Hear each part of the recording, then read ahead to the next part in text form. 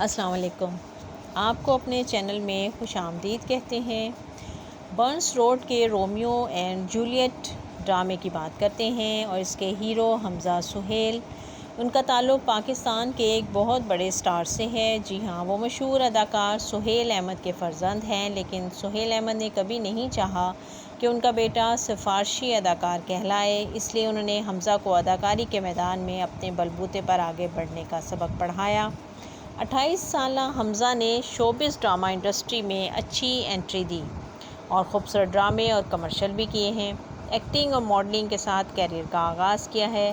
حمزہ ہر سال 1 جنوری کو سالگرہ کا کیک کاٹتے ہیں اور ہر نئے سال کا آغاز اب حمزہ کی سالگرہ سے ہوتا ہے۔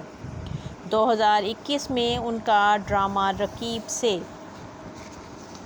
پھر سال 2023 میں ان کا ڈرامہ فیری ٹیل کافی مشہور ہوئے، جبکہ صرف تم نے بھی شہرت حاصل کی۔ البتہ ان کا ڈرامہ برنس روڈ کے رومیو اینڈ جولیٹ اس طرح مقبولیت اور شہرت حاصل نہیں کر سکا جس طرح توقع کی جا رہی تھی۔